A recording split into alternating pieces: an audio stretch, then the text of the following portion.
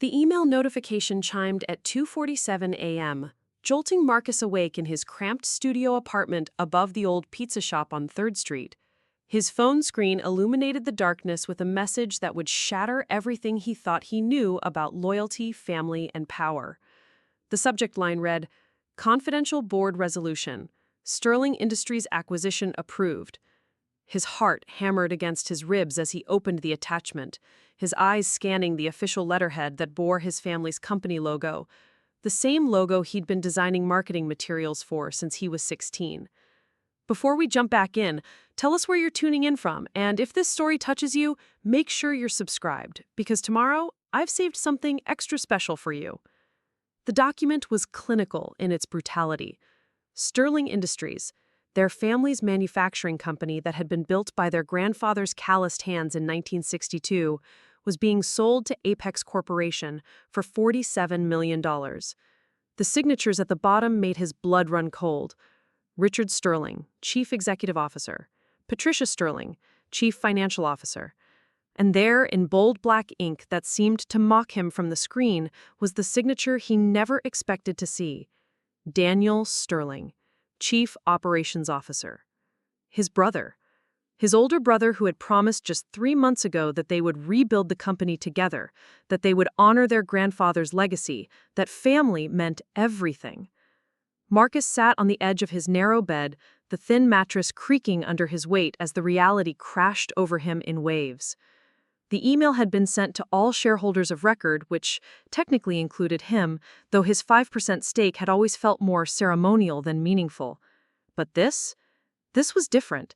This was betrayal wrapped in corporate letterhead and sealed with the signatures of everyone he'd trusted most in the world. The Sterling family had built their empire on precision manufacturing, starting with small metal components for local contractors and growing into a regional powerhouse that supplied specialized parts to aerospace and automotive industries across 3 states. Their grandfather, Edmund Sterling, had started with nothing but a rented garage and a vision that hard work could build something lasting. By the time he passed in 2019, Sterling Industries employed over 200 people and generated revenues that supported not just the family, but entire neighborhoods that depended on the steady paychecks and benefits the company provided. Marcus had grown up in the shadow of the factory, literally and figuratively. Their childhood home sat just 2 blocks from the main facility, and the rhythmic hum of the machines had been the soundtrack of his youth. While other kids played video games or rode bikes, Marcus had spent his afternoons in the engineering offices watching the drafters create blueprints and learning about tensile strength and metallurgy from engineers who'd known him since he was knee-high to a grasshopper. His parents, Richard and Patricia, had always made it clear that the company was a family affair. Sunday dinners inevitably turned into strategy sessions, with discussions of quarterly projections mixed in between requests to pass the mashed potatoes. Daniel, being 4 years older, had naturally fallen into the role of heir apparent. He'd studied business at Northwestern, graduated summa cum laude, and returned home ready to modernize operations and expand into new markets. Marcus had chosen a different path, studying industrial design at the State University, focusing on the creative side of manufacturing rather than the business operations. The division of labor had seemed natural back then. Daniel would handle the big picture strategy, the board meetings, the relationship with investors. Acumen and Marcus's creative problem-solving, Sterling Industries would be unstoppable in the next generation. But somewhere along the way, the partnership had become a hierarchy. Daniel had been named Chief Operations Officer 3 years ago, a title that came with a corner office, a significant salary increase, and a seat at every important decision-making table. Marcus, meanwhile, had remained in his cramped office in the design department, officially titled Senior Product Developer, though his suggestions for new product lines were increasingly met with polite dismissals about market research and risk assessment. The first crack in their relationship had appeared 8 months ago during a family dinner that had started pleasantly enough. Their mother had made her famous pot roast, their father had uncorked a bottle of wine he'd been saving for a special occasion, and the conversation had flowed easily through updates about the company's latest contracts and plans for the upcoming holiday season. But when Marcus had mentioned his idea for expanding into renewable energy components, specifically solar panel mounting systems that could leverage their existing manufacturing capabilities, Daniel had barely looked up from his plate. "That's an interesting thought," Daniel had said, his tone carrying the kind of patronizing patience usually reserved for explaining complex concepts to children. "But we need to focus on our core competencies. The aerospace contracts are expanding, and we're already stretched thin meeting current demand. Adding new product lines would require significant capital investment and market research that, frankly, we don't have the resources for right now." Their father had nodded in agreement, and their mother had quickly changed the subject to ask about Marcus's dating life, leaving him feeling like his contribution to the family business was valued somewhere between the weather report and the local sports scores. That night, lying in his childhood bedroom after the dinner dishes had been cleared, Marcus had stared at the ceiling and wondered when his role in the family company had shifted from valued contributor to tolerated enthusiast. The pattern had continued over the following months. Marcus would research market opportunities, prepare detailed proposals, and present them during the monthly family meetings, only to watch Daniel dismiss them with increasingly creative explanations about timing, resources, and strategic focus.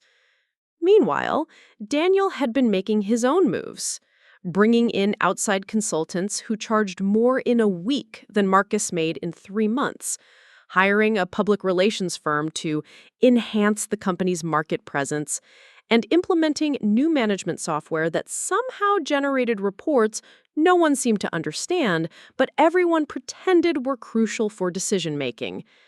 The breaking point had come just before Christmas, during what their mother had optimistically called a strategic planning retreat, but which felt more like a tribunal.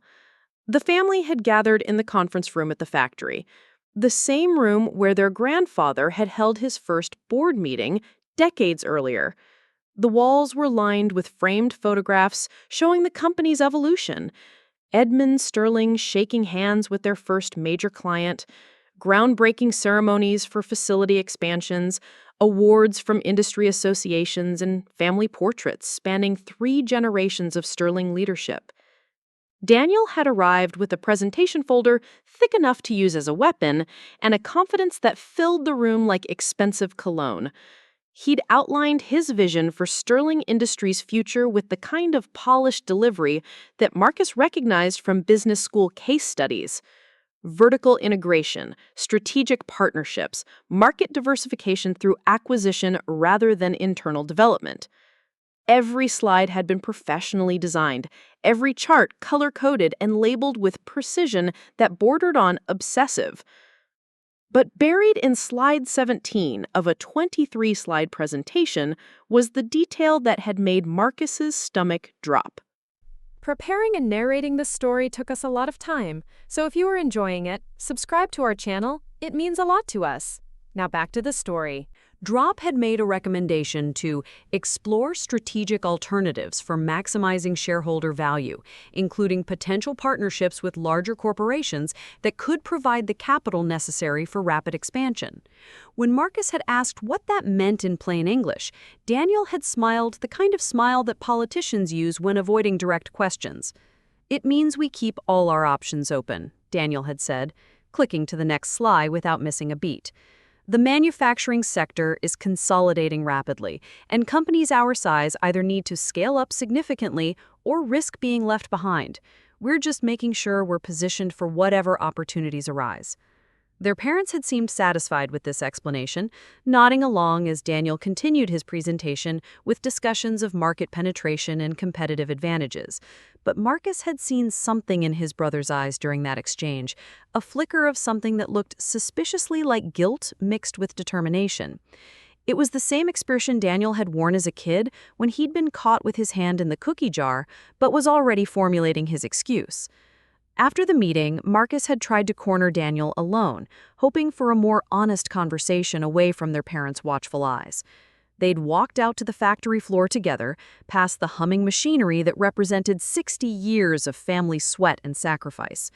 The night shift was in full swing, and the familiar sounds of production should have been comforting, but instead they felt ominous, like the soundtrack to an ending rather than ongoing success.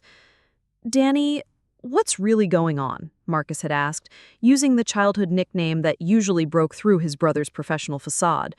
"All that talk about strategic alternatives and partnerships, are we in trouble financially? Because if we are, I need to know. I've got ideas that could help, new markets we could explore without needing outside investors." Daniel had stopped walking and turned to face him, his expression softening for just a moment before the business mask slipped back into place. "Mark, I appreciate your enthusiasm, I really do. But running a company isn't about having ideas, it's about execution, about making hard decisions that sometimes feel unfair but are necessary for long-term survival. You focus on your designs, on what you're good at. Let me handle the big picture strategy." The condescension in his voice had been unmistakable, and Marcus had felt something shift inside him, a door slamming shut on whatever remained of their childhood partnership. "My designs have saved this company over $2 million in material costs over the past 3 years, he'd said, his voice quieter than he'd intended, but steady. "The aerospace contracts you're so proud of? Half of those components use modifications I developed. So maybe, just maybe, I understand more about this business than you give me credit for." Daniel had looked genuinely surprised, as if the possibility that Marcus kept track of his contributions to the company's success had never occurred to him. For a moment, Marcus had thought he might get through to his brother, might bridge the gap that had been widening between them for years. But then Daniel had shrugged, the gesture somehow dismissive and apologetic at the same time. "You're right," Daniel had said. "Your work is valuable, and I don't mean to minimize that. But there's a difference between tactical improvements and strategic vision. We need to think bigger than incremental cost savings. We need to think about what this company looks like in 10 years, in 20 years. And that requires making moves that might not make sense from where you're sitting, but trust me, they make sense from where I'm sitting." That conversation had been 3 months ago.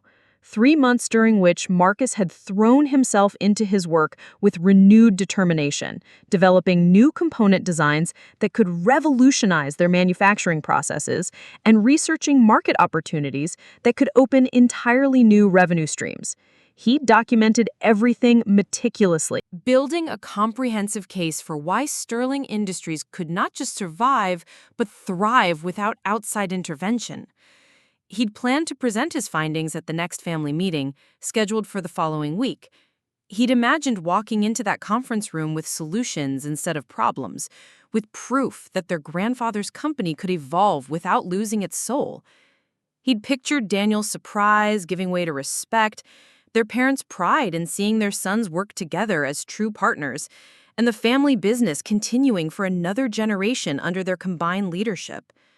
Instead, he was sitting in his studio apartment at 3 a.m, staring at a legal document that meant everything he'd worked for, everything he'd believed in, had been sold to the highest bidder while he'd been busy designing a future that would never exist.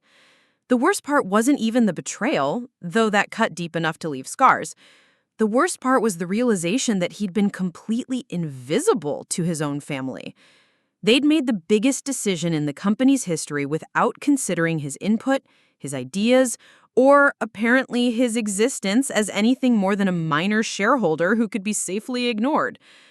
The 5% stake that had once felt like a symbol of belonging now felt like a cruel joke, a consolation prize for being born into the wrong family, or at least the wrong position in the family hierarchy. Marcus scrolled through the rest of his emails, finding messages from colleagues who'd been copied on the announcement. Their responses ranged from shock to congratulations to carefully worded inquiries about what this meant for their jobs. The manufacturing floor supervisors were asking about employee retention. The engineering department wanted to know if their current projects would continue. The administrative staff were concerned about benefits and pension plans. Everyone was looking for answers that Marcus didn't have, from a leadership team that had apparently made the decision without consulting anyone who actually did the work that made Sterling Industries valuable in the first place. The irony was almost funny. A company built on precision and quality control had just made the most important decision in its history without any input from the people who understood precision and quality control better than anyone.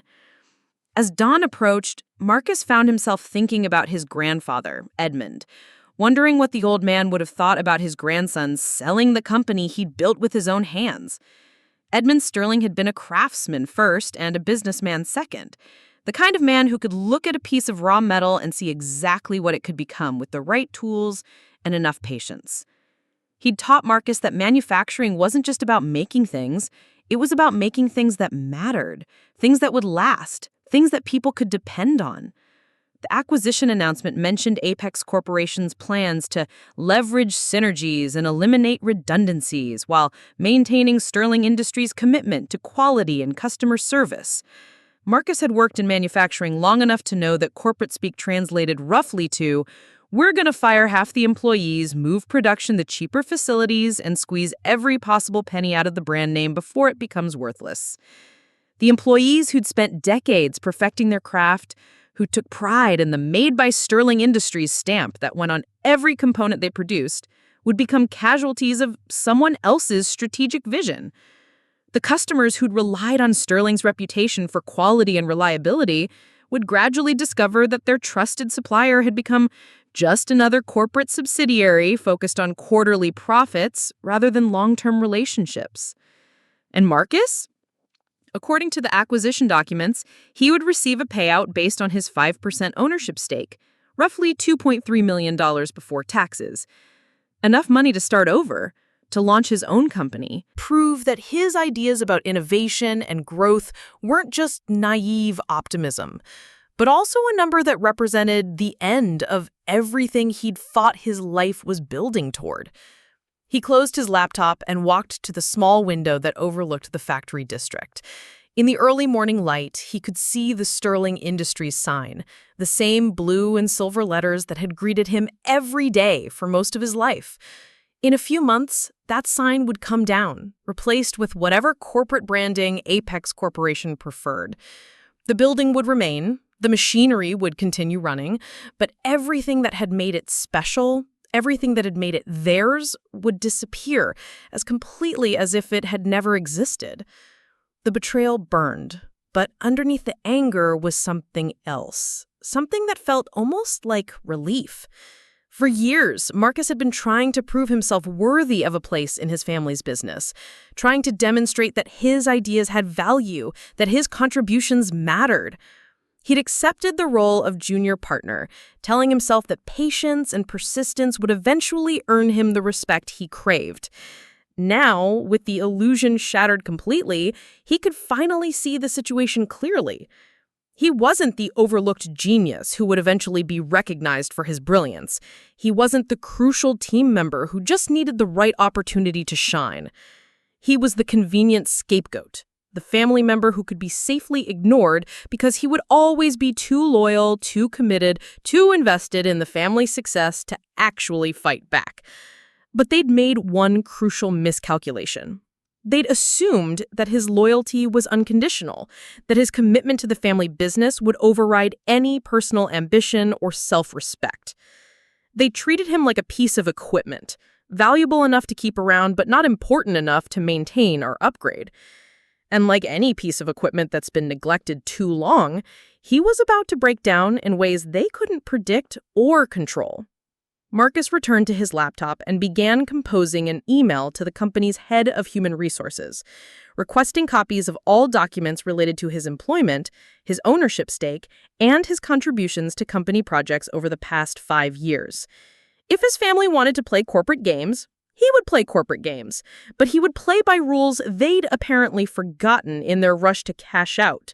The rules that said every shareholder, no matter how small their stake, had certain rights and protections. More importantly, he would play with advantages they didn't know he possessed. During his years of being overlooked and underestimated, Marcus had learned things about Sterling Industries that his family had either forgotten or never known in the first place. He'd built relationships with employees, suppliers, and customers that went beyond the formal corporate structure. He documented problems and inefficiencies that the leadership team had chosen to ignore rather than address. Most significantly, he'd discovered something about the company's ownership structure that even Daniel, for all his business school training and strategic planning expertise, had apparently missed. Something that grandfather Edmund had put in place decades ago as insurance against exactly the kind of situation that was unfolding now. The discovery had been accidental, the result of research Marcus had been conducting for his presentation on new product opportunities. He'd been reviewing the company's incorporation documents, looking for information about intellectual property rights and manufacturing capabilities, when he'd noticed something unusual in the original articles of incorporation, a clause that had been buried so deep in legal language that it would be easy to overlook unless you knew exactly what you were looking for. Marcus had spent weeks researching corporate law and consulting with a lawyer friend from college before he fully understood what he'd found. Even then, he'd hoped he would never need to use the information. He'd filed it away as an Interesting historical footnote, a testament to his grandfather's forward-thinking approach to business planning. Now, staring at the acquisition announcement that had been finalized without his knowledge or consent, Marcus realized that his grandfather's insurance policy was about to become the most important document in the Sterling family's history. And unlike his family's recent strategic planning, this particular plan had been designed by someone who understood that true power wasn't always where it appeared to be on the surface. The board meeting was scheduled for the following Thursday, exactly 1 week away.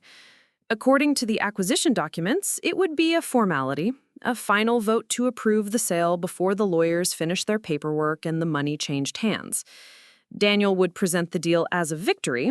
Their parents would express their gratitude for his leadership during challenging times, and the Sterling Industries story would officially end with handshakes and champagne toasts.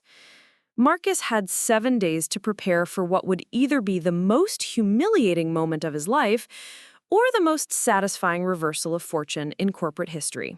7 days to gather evidence, build alliances, and prepare for a confrontation that would determine not just the fate of the family company, but the future of everyone who had ever believed that hard work and integrity still mattered in the modern business world.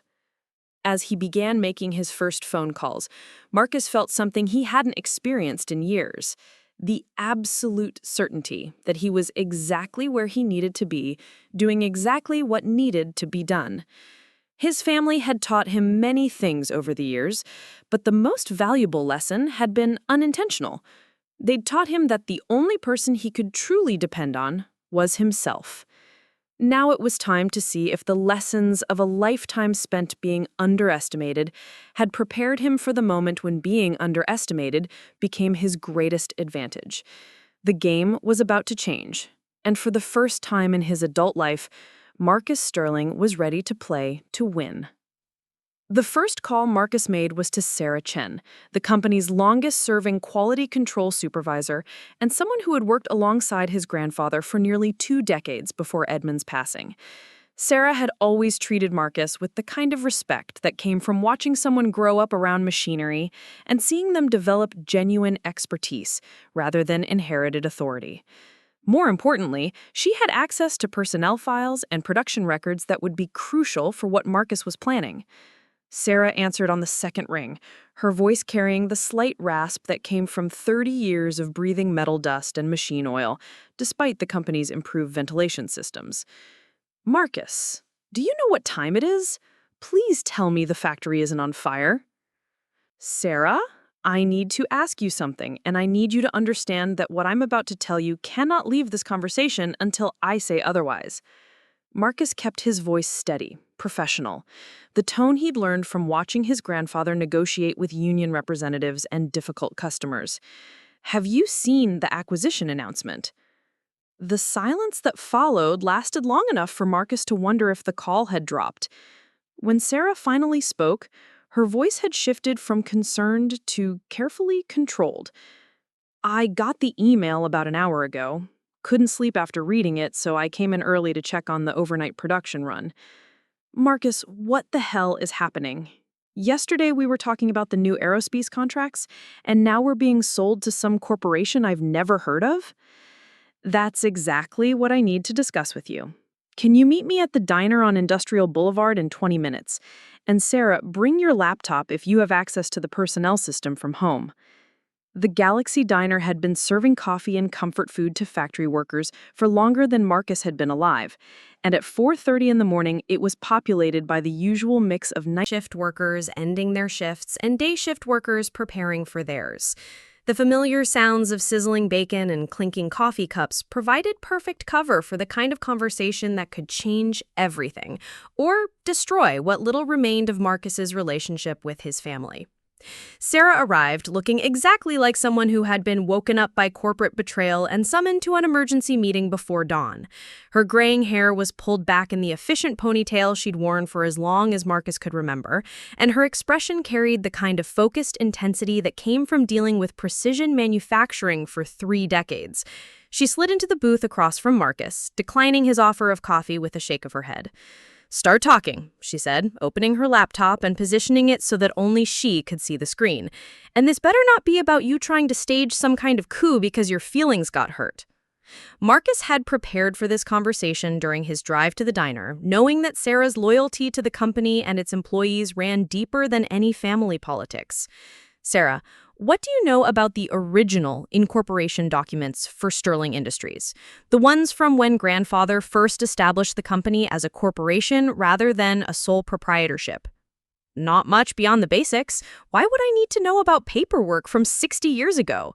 "Because 60 years ago, grandfather Edmund was dealing with expansion pressure from much larger companies, exactly like what's happening now. And he was smart enough to build protections into the corporate structure that would prevent the company from being sold without proper consideration for all stakeholders." Sarah's fingers had already started moving across her keyboard, accessing records that Marcus hoped would support what he was about to propose. What kind of protections? "The kind that require unanimous approval from all board members for any sale or merger involving more than 40% of company assets. The kind that define board membership in ways that might not match what the current leadership thinks they understand." The expression on Sarah's face shifted from skepticism to intense interest as she began pulling up files that Marcus had only seen pieces of during his research. "Marcus, I'm looking at the current board composition according to our corporate filings. Your parents, your brother, and 2 outside investors who've held advisory positions for the past 5 years. That's 5 votes. And according to the acquisition documents, they had unanimous approval." "Keep looking. Check the original articles of incorporation, specifically Section 12 regarding employee representation and stakeholder protection." Sarah's eyes moved across her screen with the same precision she brought to examining manufactured components for microscopic flaws. After several minutes of scrolling and cross-referencing, she stopped, her expression transforming into something between amazement and alarm. "Marcus, according to this, any employee with more than 15 years of service and supervisory responsibilities automatically holds a non-voting advisory position that becomes a voting position in the event of major corporate restructuring, including sales or mergers. How many employees meet those criteria? Let me check the personnel records." Sarah's fingers flew across the keyboard as she accessed databases that Marcus couldn't reach from his position in the design department. 12 employees, including myself, who've been here long enough and held supervisory positions that qualify under the original incorporation language. Marcus felt the first surge of genuine hope he'd experienced since reading the acquisition announcement. So the board isn't 5 people, it's 17 people, and 12 of them were never consulted about the sale. "But Marcus, even if this is legally accurate, which I'm not qualified to determine, what makes you think we can do anything about it? The contracts are signed, the lawyers have been paid, and Apex Corporation probably already planning their integration strategy. Because contracts based on incomplete board approval can be challenged, especially when the missing board members can demonstrate that they would have voted differently if they'd been consulted. And because I've spent the past 3 months documenting exactly why this sale is a disaster for the company, the employees, and the customers. Sarah closed her laptop and leaned back against the worn vinyl booth, studying Marcus with the same careful attention she'd given the corporate documents. "You're talking about going to war with your own family. I'm talking about honoring my grandfather's vision and protecting the people who've spent their careers building something they believed in." Marcus met her gaze directly, letting her see the determination that had been building since he'd first read Daniel's dismissive responses to his product development proposals. "Sarah, what happens to the employees when Apex takes over? What happens to the quality standards? What happens to the relationships with customers who've trusted Sterling Industries for decades? We both know what happens. They'll keep the profitable contracts and eliminate everything else.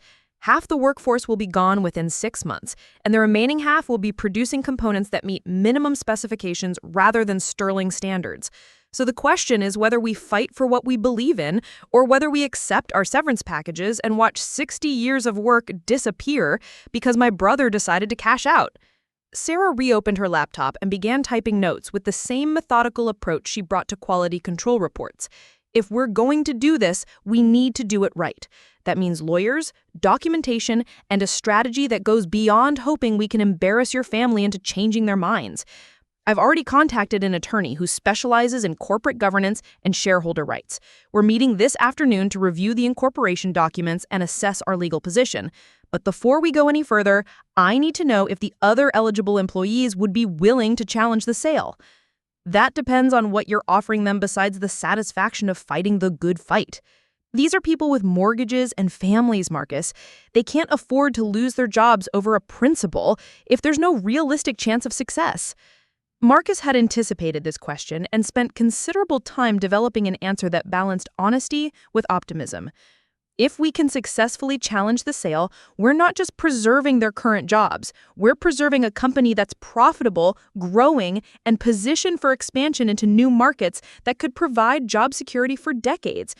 If we fail, they're in exactly the same position they'd be in if we did nothing, except they'll know they fought for something they believed in. And what about you?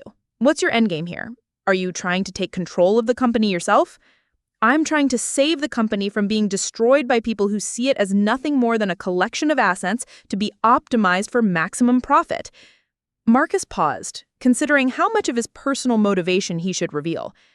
"Sarah, for my entire adult life, I've been told that my ideas weren't practical, that my understanding of the business wasn't sophisticated enough, that I should focus on my small piece of the operation and leave the big decisions to people who supposedly knew better. And now you want to prove them wrong. Now I want to prove that the people who actually do the work, who understand the customers, who care about quality and craftsmanship, are capable of making better decisions than executives who see everything through spreadsheets and quarterly projections." Sarah began typing again, this time with the purposeful rhythm of someone creating an action plan rather than gathering information. "If we're going to do this, we need to do it right. That means lawyers, documentation, and a strategy that goes beyond hoping we can embarrass your family into changing their minds. I've already contacted an attorney who specializes in corporate governance and shareholder rights. We're meeting this afternoon to review the incorporation documents and assess our legal position. But before we go any further, I need to know if the other eligible employees would be willing to challenge the sale. Some of them will be interested immediately. Others will need convincing, and a few might decide they'd rather not get involved in family drama. That's fair.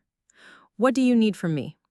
Complete transparency about the legal strategy, realistic timelines for any challenge process, an honest assessment of what happens if this goes badly for everyone involved." Marcus spent the next hour outlining everything he'd learned about corporate governance, shareholder rights, and the specific vulnerabilities in the acquisition process that his family's legal team had apparently overlooked. Sarah asked detailed questions about each point, approaching the legal strategy with the same systematic thoroughness she brought to quality control procedures. By the time they left the diner, Sarah had compiled a list of documentation they would need, questions that required answers from qualified attorneys, and a timeline for approaching the other potential board members. More importantly, she had shifted from skeptical observer to active participant, bringing 3 decades of manufacturing experience and employee relations to what had begun as Marcus's solitary mission. The attorney Marcus had contacted was Rebecca Walsh, a corporate law specialist who had handled several high-profile shareholder disputes and came recommended by his college friend who'd helped him understand the incorporation documents. Her office occupied 2 floors of a downtown building that had been carefully renovated to blend historical character with modern functionality, much like the businesses she represented. Rebecca Walsh appeared to be in her mid-40s, with the kind of precise appearance that suggested attention to detail extended beyond legal documents to every aspect of professional presentation. She listened to Marcus's explanation of the situation without interruption, taking notes in handwriting that was remarkably neat for someone who presumably spent most of her time working on computers. Mr. Sterling, before we discuss legal strategies, I need to understand your motivations and expectations, she said once Marcus had finished his initial presentation. Corporate governance disputes within family businesses often involve emotional factors that can complicate legal proceedings and affect outcomes in ways that pure legal analysis might not predict. My primary motivation is preventing the destruction of a profitable company that employs over 200 people and serves customers who depend on our quality and reliability. Marcus had practiced this answer, knowing that lawyers preferred clear, rational explanations over emotional appeals. My secondary motivation is ensuring that all stakeholders, including long-term employees who qualify for board representation, have the opportunity to participate in decisions that affect their livelihoods. And your expectations. I expect this to be complicated, expensive, and potentially damaging to relationships that might never recover. But I also expect that a company built on quality and integrity deserves better than being sold to the highest bidder without considering alternatives that might better serve all stakeholders. Rebecca made several additional notes before responding. Based on your description of the incorporation documents, you may have grounds for challenging the sale on procedural grounds. However, success would depend on several factors, including the specific language in the original documents, the timeline of the acquisition process, and the willingness of the overlooked board members to participate in legal proceedings. What would the process look like if we decide to move forward? Fight. Marcus had expected the process to be complex, but hearing it outlined in legal terms made the magnitude of what he was proposing significantly more real. What are the realistic chances of success? If the incorporation documents are as clear as you've described, and if we can demonstrate that the excluded board members would have voted differently, I'd estimate a 70% chance of successfully halting the current sale. Whether that leads to a better outcome for the company depends on factors beyond legal proceedings, such as whether the family members who approve the sale are willing to negotiate alternative arrangements, whether Apex Corporation decides to pursue the acquisition through different legal strategies, and whether the company can remain profitable and competitive during what could be an extended period of uncertainty. Rebecca outlined the fee structure for representing multiple parties in a corporate governance dispute, including provisions for success-based compensation that would reduce the immediate financial burden on the employee shareholders. More importantly, she explained the timeline for filing preliminary motions and the documentation requirements for supporting their legal position. Marcus left the attorney's office with a clear understanding of both the opportunities and risks involved in challenging his family's decision. The legal path was viable, but not guaranteed, expensive, but potentially manageable, and likely to create permanent changes in family relationships regardless of the outcome. The next phase of his preparation involved approaching the other employees who qualified for board representation, a process that required delicate balance between honesty about the risks and optimism about the potential benefits. Sarah had agreed to handle initial conversations with the production supervisors and senior technicians, while Marcus would focus on the engineering and administrative staff who might be more comfortable dealing directly with him. His first conversation was with David Rodriguez, the head of the engineering department and someone who had worked closely with Marcus on numerous product development projects over the past 5 years.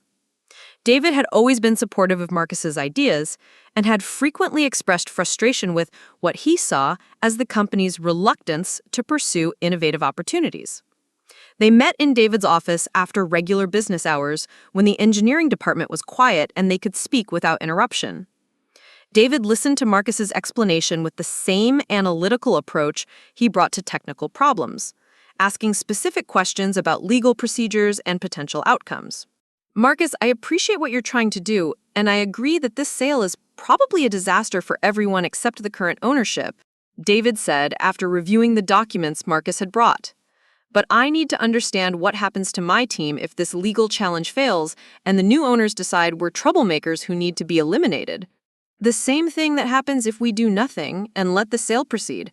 Apex Corporation isn't keeping this facility operational because they value our engineering expertise. They're buying our customer contracts and our manufacturing capabilities, and they'll move both to facilities where they can control costs more effectively. So you're saying we have nothing to lose?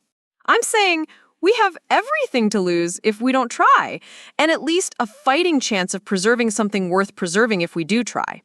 David spent several minutes reviewing the incorporation documents and corporate governance materials that Rebecca Walsh had recommended as essential reading for potential board members.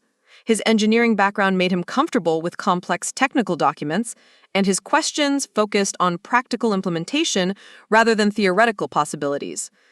If we successfully halt the sale, then what?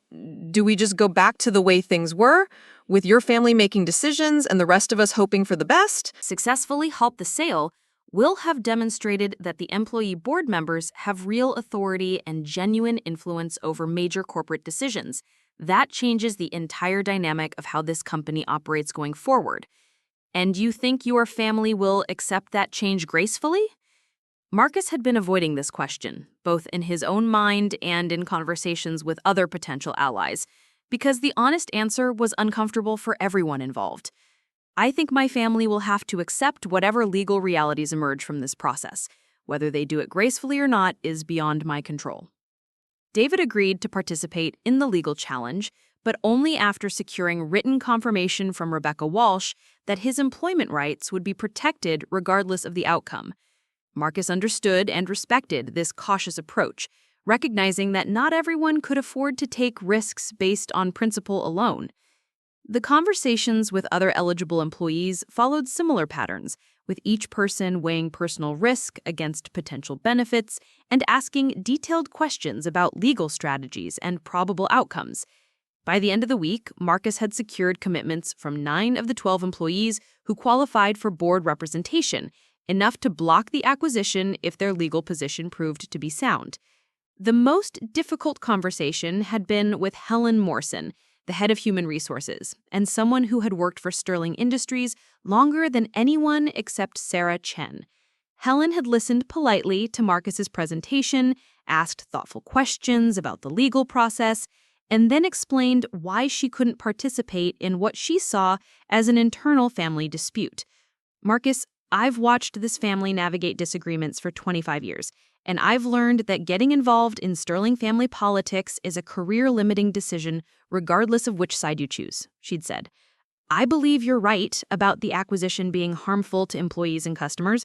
I also believe that challenging your family publicly will create wounds that never heal, and when the dust settles, someone will need to be blamed for the damage. So you're saying I should just accept the sale and let the company be destroyed? I'm saying you should consider whether winning this fight is worth losing your family, because that's probably what success will cost you. Helen's warning echoed in Marcus's mind as he prepared for the board meeting that would determine not just the fate of Sterling Industries, but the future of every relationship that had mattered to him throughout his life. The legal documents were prepared, the supporting evidence was organized, and the employee board members were ready to exercise rights they'd never known they possessed. But underneath the careful planning and strategic preparation, Marcus wrestled with the knowledge that he was about to destroy whatever remained of his relationship with his parents and brother. The family dinners, holiday celebrations, and shared memories that had defined his identity for 26 years would become casualties of his decision to fight for principles that might matter more to him than to anyone else involved.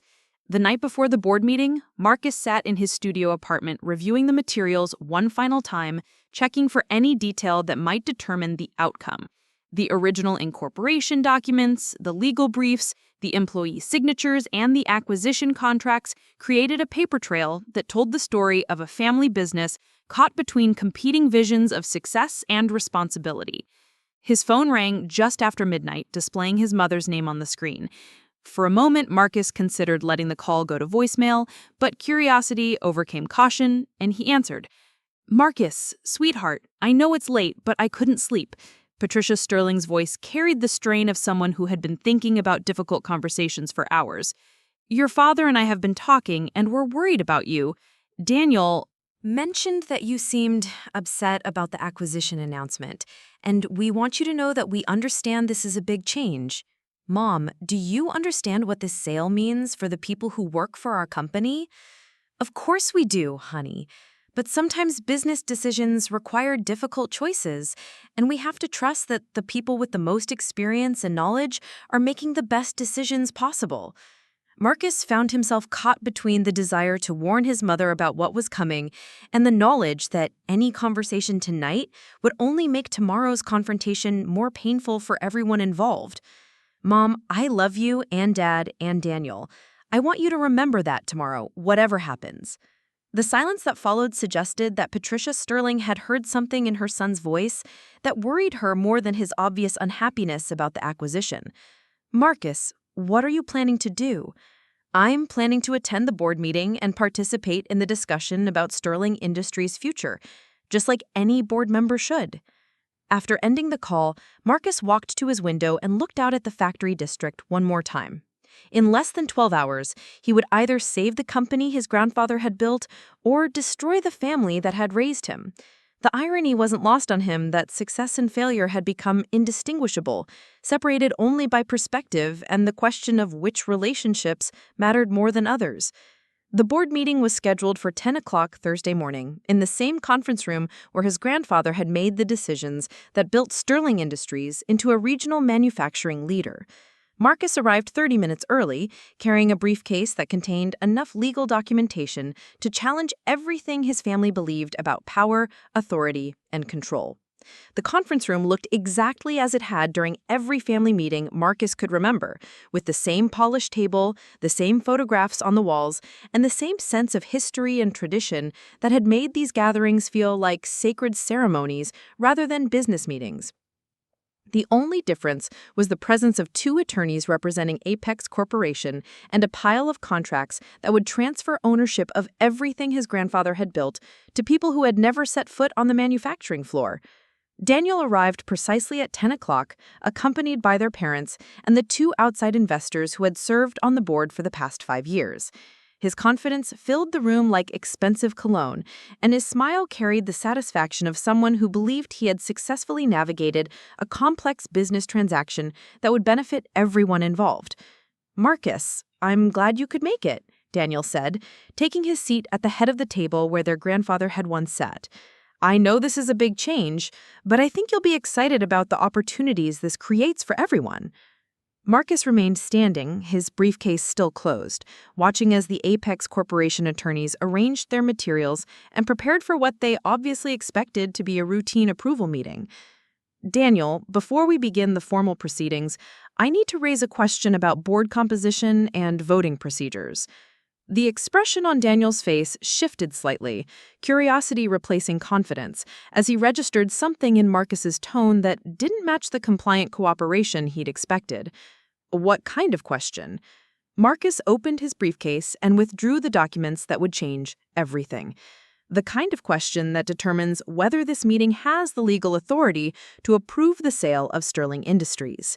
Words, while their parents exchanged glances that suggested they were witnessing something far more serious than a simple disagreement about corporate strategy. "Marcus, I'm not sure what you're suggesting," Daniel said, his voice maintaining its professional tone despite the uncertainty flickering in his eyes. "The board composition is clearly documented in our corporate filings. We followed all proper procedures for this acquisition." Marcus began distributing copies of the original incorporation documents, placing one in front of each person seated at the table. The Apex Corporation attorneys leaned forward with the kind of focused attention that suggested they were experienced enough to recognize when routine proceedings were about to become complicated legal challenges. According to the Articles of Incorporation filed by our grandfather, Edmund Sterling, in 1962, the board of directors for Sterling Industries includes not just the executive officers and outside investors, but also any employee with more than 15 years of service who holds supervisory responsibilities, Marcus said, his voice steady despite the magnitude of what he was revealing.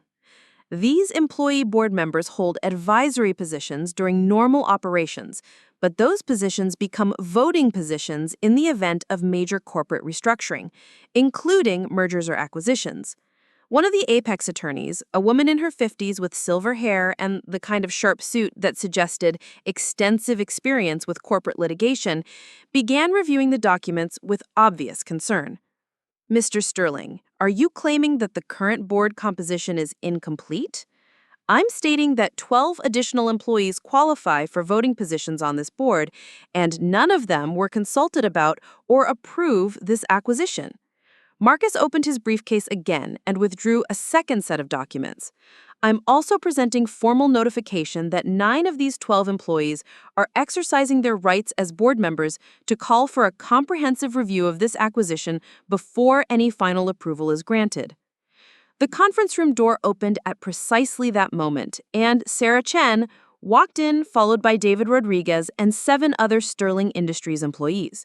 They took seats around the conference table with the quiet dignity of people who had spent decades earning their positions through competence and dedication rather than inheritance or investment.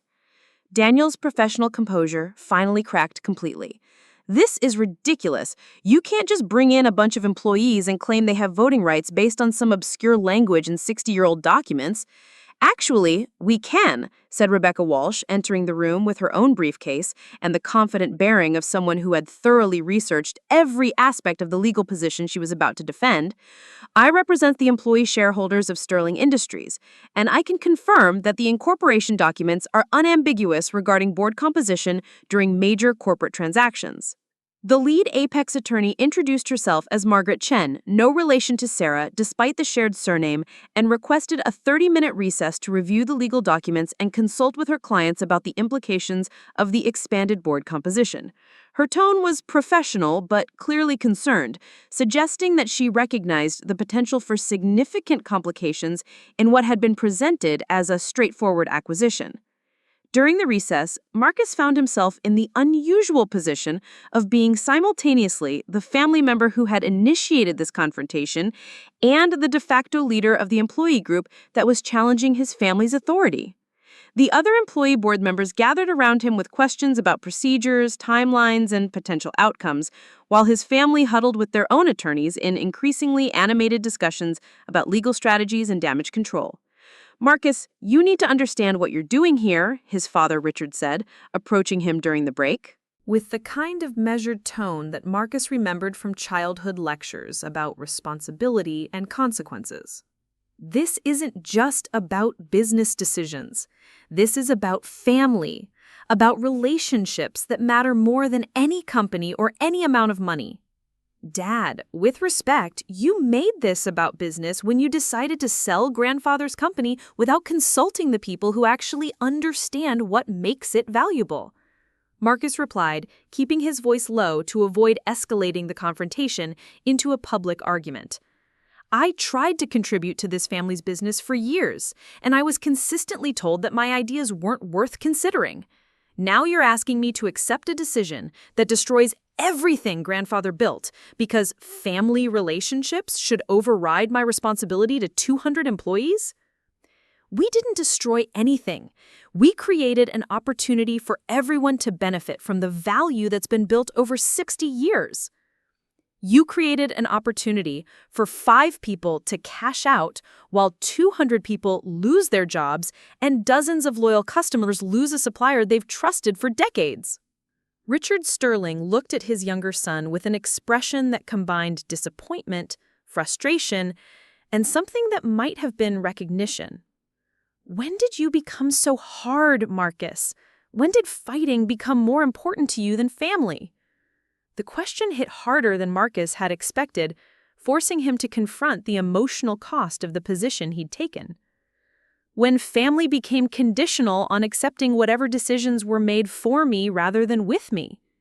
The recess ended with Margaret Chen requesting additional time to review the legal implications of the employee board member situation. She explained that Apex Corporation needed to assess whether the acquisition could proceed with an expanded board, whether the purchase terms would need to be renegotiated, and whether the timeline for completion would be affected by potential legal challenges. Rebecca Walsh responded by presenting a formal motion to postpone any final vote on the acquisition until all board members had adequate time to review the terms, assess alternatives, and participate in discussions about the company's future. The motion was seconded by Sarah Chen and supported by the 8 other employee board members who were present.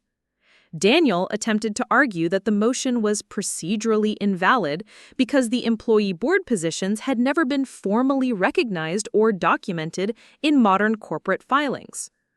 Rebecca counter-argued that failure to recognize legally established board positions didn't invalidate those positions, particularly when the relevant documentation had been properly filed and maintained in corporate records. The question isn't whether these board positions exist, Rebecca said, addressing the room with the kind of calm authority that comes from thorough preparation and complete confidence in one's legal position. The question is whether Sterling Industries has been operating in compliance with its own corporate governance structure, and whether major decisions made without proper board representation can be considered legally binding.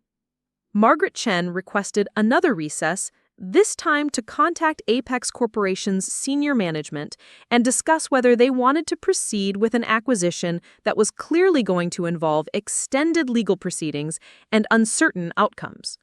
Her concerns were obviously focused on the business implications of purchasing a company that might be tied up in corporate governance disputes for months or potentially years.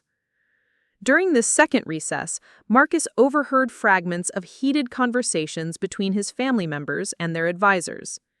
Daniel was arguing for pushing ahead with the acquisition despite the legal challenges, insisting that the employee board member issue could be resolved through negotiation or litigation after the sale was completed. Their parents seemed more concerned about the immediate family implications, particularly the possibility that this would undermine any possibility of reconciliation with Marcus. That this confrontation might create permanent damage to relationships that had already been strained by years of increasing business disagreements. The 2 outside investors who had served on the board for the past 5 years were primarily focused on protecting their own financial interests, expressing concerns about potential personal liability if they had participated in corporate decisions that violated the company's governance structure. Their questions centered on indemnification clauses and insurance coverage rather than the broader implications for employees or company operations. Sarah Chen approached Marcus during the break with an update on employee reactions to the morning's developments. Word had spread through the facility that something significant was happening in the board meeting, and production supervisors were reporting high levels of anxiety among workers who were concerned about job security and uncertain about what the legal challenges might mean for their immediate future. "People are scared, Marcus," Sarah said, her voice carrying the weight of 3 decades spent managing relationships between management and labor. They want to know if this fight is going to save their jobs or just delay the inevitable while making their lives more uncertain. What are you telling them? I'm telling them the truth, that we're fighting for the right to have a voice in decisions that affect all of us, and that regardless of what happens with the legal proceedings, they'll know that someone stood up for what they believed in. Is that enough? For some of them, yes. For others, they'd rather have the certainty of a severance package than the uncertainty of an extended legal battle with no guaranteed outcome. Marcus understood the practical concerns that were driving employee anxiety, but he also recognized that this moment represented something larger than immediate job security or financial compensation. The confrontation in the conference room was fundamentally about whether people who had spent their careers building something valuable would have any voice in determining what happened to their life's work. When the meeting reconvened, Margaret Chen announced that Apex Corporation was withdrawing from the acquisition pending resolution of the corporate governance issues that had been raised. Her explanation was professionally diplomatic, but the underlying message was clear. No major corporation wanted to purchase a company that might be tied up in legal disputes about board composition and decision-making authority. The withdrawal of Apex Corporation should have felt like victory for Marcus and the employee board members, but instead it created a new set of challenges that no one had fully anticipated. Sterling Industries was no longer being sold, but it was also no longer operating under the clear chain of command that had guided decision-making for the past several years. Daniel's reaction to the Apex withdrawal was a mixture of rage and disbelief that Marcus had never seen from his older brother. "Do you have any idea what you've just cost this family?" Daniel said, his voice rising to levels that would have been audible throughout the administrative offices. "We had a buyer willing to pay $47 million for a company that might not be worth half that much in the current market, and you've destroyed that opportunity because you couldn't accept that sometimes other people make better decisions than you do. I've preserved a company that was profitable, growing, and positioned for long-term success. If you want to sell your shares, you're free to find buyers, but you don't get to sell other people's life's work without consulting them." Other people's life's work? This company exists because our grandfather built it, because our parents managed it, because I've spent the past 5 years modernizing operations and expanding into new markets. You've been designing components, complaining about not being included in strategic decisions. The accusation stung because it contained enough truth to undermine Marcus's confidence in his own motivations. He had been excluded from major decisions, and his contributions had been primarily technical rather than strategic. But he'd also been given no opportunity to demonstrate capabilities beyond component design, and his suggestions for expansion into new markets had been dismissed without serious consideration. "Daniel, you're right that you've been making the major decisions for the past 5 years," Marcus said, choosing his words carefully to avoid escalating the confrontation beyond the point where any future cooperation might be possible. "But those decisions led to a situation where selling the company seemed like the best option available. Maybe it's time to consider whether different perspectives might lead to different outcomes." Rebecca Walsh interrupted the family argument to address the immediate procedural questions that needed to be resolved before anyone could leave the conference room. "We need to establish a clear governance structure going forward, including formal recognition of the employee board positions and procedures for future decision-making that comply with the original incorporation documents." The next hour was spent working through the practical implications of the expanded board structure, including voting procedures, meeting schedules, and communication protocols that would ensure all board members could participate effectively in corporate governance. The process was tedious and occasionally contentious, but it resulted in a framework that gave the employee representatives genuine influence over company operations, while preserving the family's majority control over day-to-day management. More importantly, the discussions revealed significant alignment between the employee board members and the family leadership on most operational issues. The conflict had centered specifically on the acquisition decision and the process by which it had been made, not on fundamental disagreements about company direction or management philosophy. Sarah Chen emerged as the natural spokesperson for the employee board members, bringing 3 decades of institutional knowledge and a pragmatic approach to problem-solving that impressed even Daniel, despite his obvious frustration with the entire situation. Her questions about financial planning, market development, and operational efficiency demonstrated that the employee representatives were capable of contributing to strategic discussions rather than simply serving as obstacles to management decisions. By early afternoon, the immediate crisis had been resolved through the establishment of new governance procedures and the withdrawal of the Apex acquisition. But the underlying family dynamics that had created the crisis remained unaddressed, and Marcus found himself in the awkward position of having successfully challenged his family's authority while still needing to work with them on a daily basis. The first test of the new governance structure came just 2 weeks later, when Marcus presented his comprehensive proposal for expanding into renewable energy component manufacturing. The presentation he'd been preparing for months was now delivered to a board that included not just his family members, but also employees who understood manufacturing processes, customer relationships, and market opportunities from perspectives that pure financial analysis couldn't capture. David Rodriguez provided technical analysis that supported Marcus's engineering assessments, while Sarah Chen offered insights about workforce capabilities and training requirements that would be necessary for expanding into new product lines. The employee board members asked detailed questions about market research, capital requirements, and timeline projections, approaching the proposal with the same systematic thoroughness they brought to their regular responsibilities. Daniel's response to the renewable energy presentation was solvent and product. Proposal was markedly different from his previous dismissals of Marcus's ideas. Whether motivated by recognition that the employee board members would be evaluating his leadership, or by genuine reconsideration of the proposal's merits, he engaged with the technical details and market analysis in ways that suggested serious consideration rather than polite dismissal.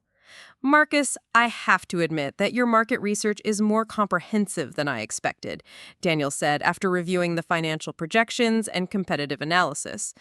My concerns about capital requirements and risk assessment still stand, but I'm willing to consider a pilot program that would test market demand without requiring major facility modifications. The pilot program that emerged from several weeks of negotiations represented a compromise that addressed both Daniel's concerns about financial risk and Marcus's vision for company growth.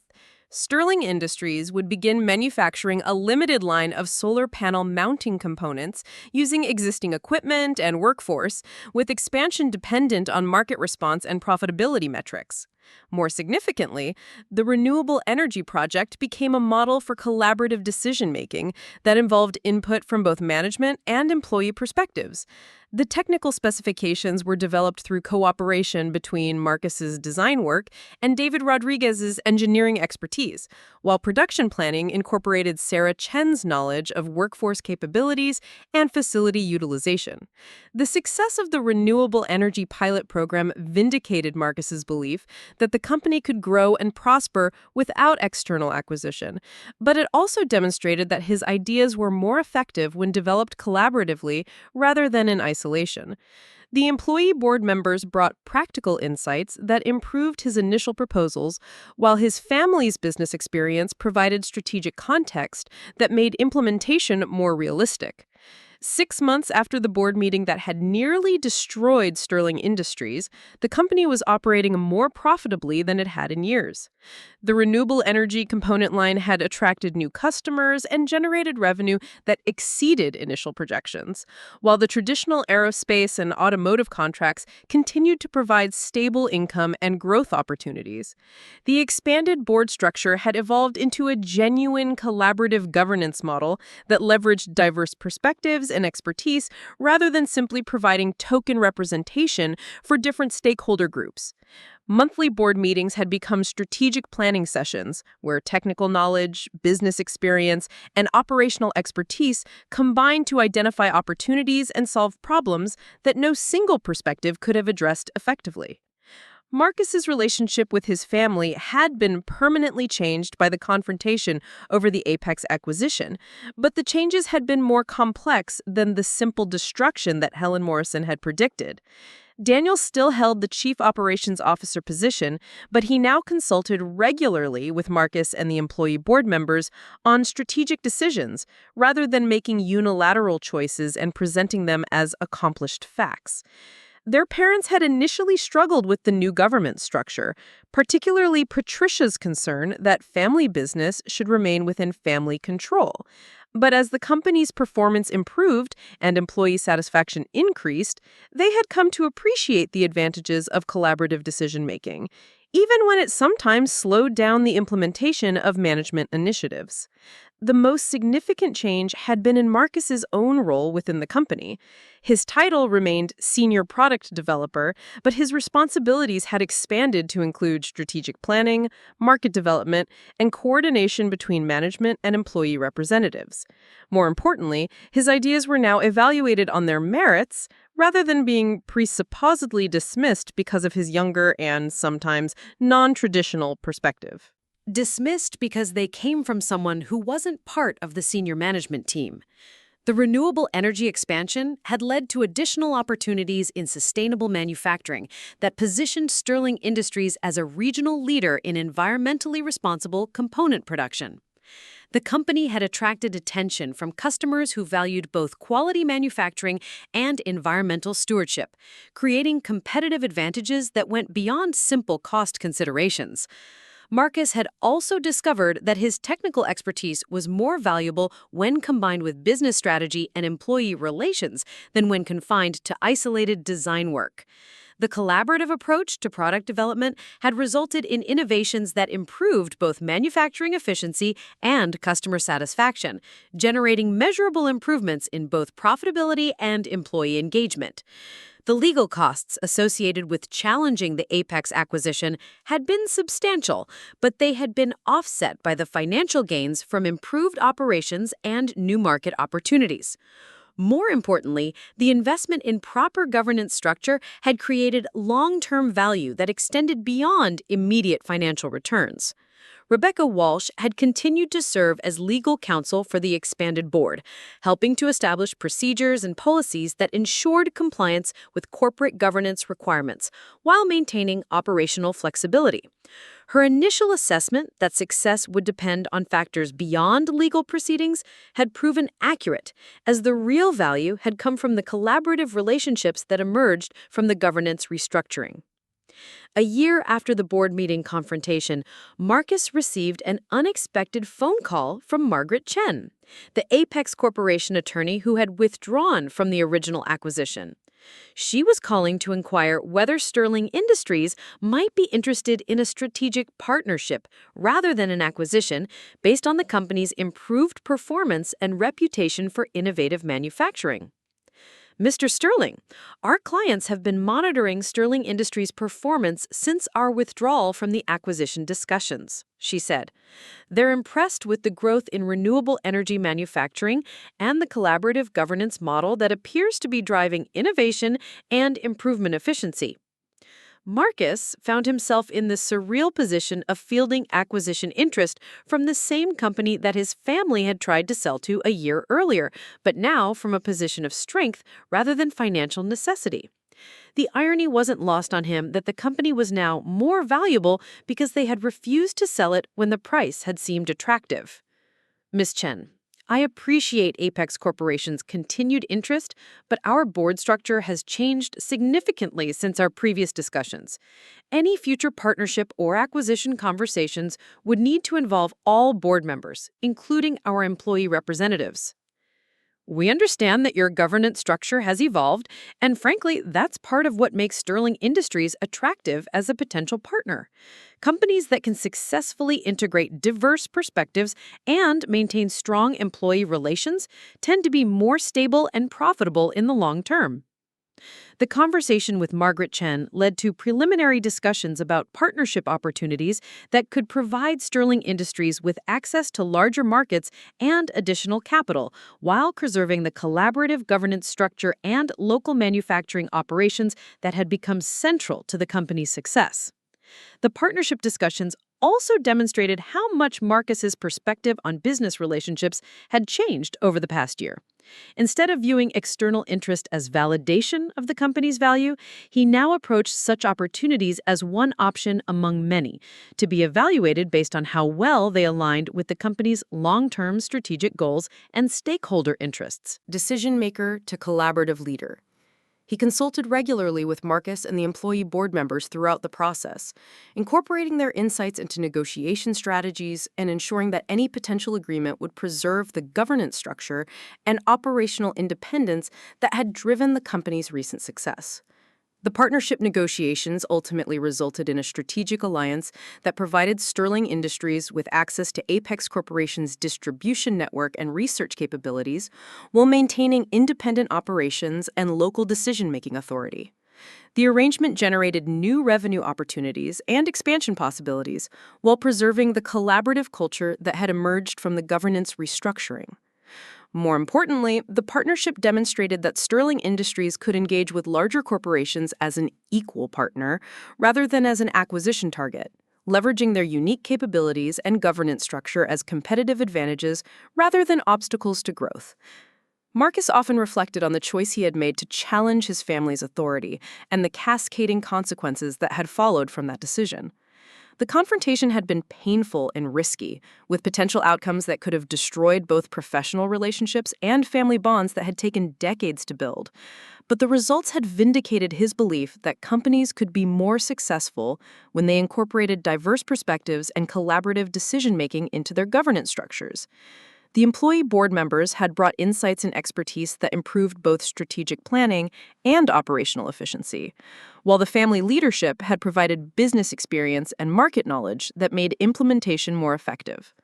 The renewable energy expansion had grown into a major component of Sterling Industries' business, generating revenue that exceeded the amount Apex Corporation had originally offered for the entire company.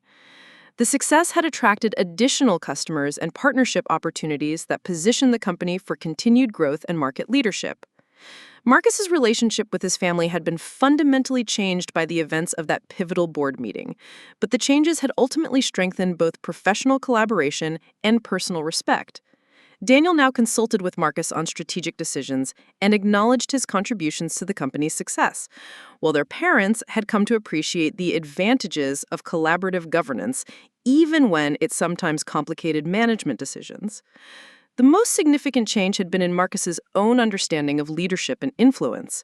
He had learned that challenging authority effectively required more than just being right about specific issues. It required building coalitions, developing comprehensive alternatives, and being prepared for the complex consequences that followed from successful confrontations. The employee board members had become genuine partners in the company's governance, contributing expertise and perspectives that improved decision-making while sharing responsibility for outcomes rather than simply reacting to management initiatives. Their involvement had created a more engaged workforce and stronger relationships with customers who valued the collaborative culture that Sterling Industries had developed. Looking back on the year that had passed since the board meeting confrontation, Marcus recognized that the most important lesson had been about the difference between being right and being effective. His ideas about renewable energy expansion and collaborative governance had been correct, but they had been meaningless until he had found ways to implement them that addressed other stakeholders' concerns and interests. The success of Sterling Industries under its expanded governance structure had attracted additional customers and partnership opportunities that positioned the company for continued growth and market leadership. Attention from business publications and industry associations interested in collaborative management models and employee participation in corporate decision-making. The company had become a case study in how traditional family businesses could evolve to incorporate broader stakeholder perspectives while maintaining operational effectiveness and market competitiveness. Marcus had been invited to speak at several industry conferences about the transformation of Sterling Industries, sharing insights about collaborative governance and stakeholder engagement with other business leaders who were facing similar challenges in balancing family control with broader organizational effectiveness. The speaking engagements had led to consulting opportunities with other family businesses that were struggling with succession planning, strategic decision-making, and stakeholder relations. Marcus had discovered that his experience with challenging authority and building collaborative governance structures had prepared him to help other organizations navigate similar transitions. But despite the professional recognition and consulting opportunities, Marcus remained committed to Sterling Industries and the collaborative culture that had emerged from the confrontation over the Apex acquisition. The company had become something unique in the manufacturing sector, a family business that successfully integrated employee ownership, collaborative governance, and strategic innovation while maintaining the quality standards and customer relationships that had been built over 6 decades. The renewable energy expansion had grown beyond Marcus's initial vision, incorporating new technologies and market opportunities that positioned Sterling Industries as a regional leader in sustainable manufacturing. The success had vindicated his belief that the company could grow and prosper through innovation and strategic planning rather than through acquisition by larger corporations. More importantly, the collaborative governance structure had created a model for business operations that balanced stakeholder interests, incorporated diverse perspectives, and maintained accountability for both strategic decisions and operational performance. The employee board members had proven to be valuable contributors to strategic planning, while the family leadership had provided business experience and market knowledge that made implementation more effective. The transformation of Sterling Industries demonstrated that challenging authority could lead to positive outcomes when it was based on comprehensive preparation, collaborative alternatives, and genuine collaboration with affected stakeholders. Marcus's confrontation with his family had been successful not because he had been right about specific issues, but because he had been prepared to take responsibility for creating better solutions rather than simply criticizing existing approaches. As Marcus looked toward the future of Sterling Industries, he saw opportunities for continued growth and innovation that would have been impossible under either the previous governance structure or the proposed Apex acquisition. The collaborative culture had created competitive advantages that went beyond operational efficiency, attracting customers and partners who valued the company's commitment to stakeholder engagement and sustainable manufacturing practices. The success story that had emerged from the board meeting confrontation offered lessons that extended beyond corporate governance and family business management. It demonstrated that individuals could effectively challenge established authority when they combined principled positions with practical alternatives and genuine collaboration with affected stakeholders. Most importantly, it proved that preserving valuable institutions sometimes required the courage to confront people you cared about, even when the confrontation risked damaging relationships that had been central to your identity and sense of belonging. Marcus had discovered that true loyalty Sometimes meant fighting for what you believed in, rather than accepting decisions that violated your principles. Up next, you've got two more standout stories right on your screen. If this one hit the mark, you won't want to pass these up. Just click and check them out.